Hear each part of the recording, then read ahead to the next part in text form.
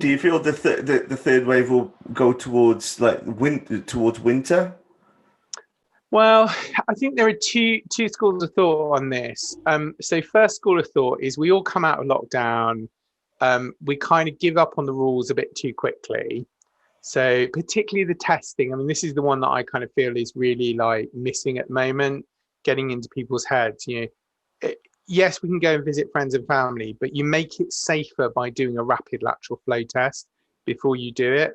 You know, just by sticking that swab up your nose and waiting 30 minutes, you reduce your risk of being someone who's there without symptoms and is highly infectious. So if we all did that twice a week, we would probably push back a third wave until the autumn.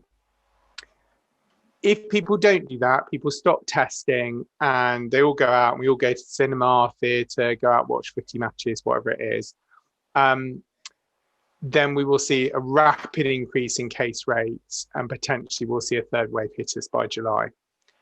And then the big question is, does that third wave put people in hospital? It will put some. I mean, that's the reality is that, but does it put so many in that the NHS is facing threat again and then we go back into lockdown? Or does the government say, actually, it's still killing people and it's still putting people in hospital, but it's a tolerable level. It's like flu, that we can cope with that and it's okay. And at a national level, you kind of go, I can live with that.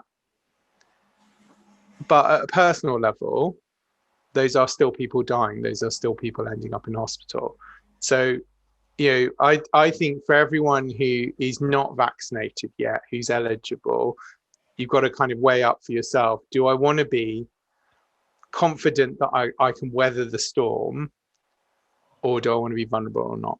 And, you have to make those personal decisions, but the government will do it at a national level, but that doesn't mean nobody's going to die. It just means that the number of people dying we can cope with. We're not going to have to open extra mortuaries.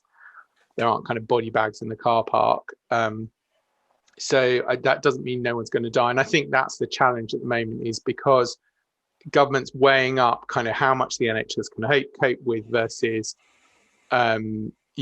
keeping the numbers of people dying and the numbers of people in hospital manageable. It doesn't mean there's no one dying. And it's a difficult message for the public to get across to the public, is just because we're managing it doesn't mean people aren't dying.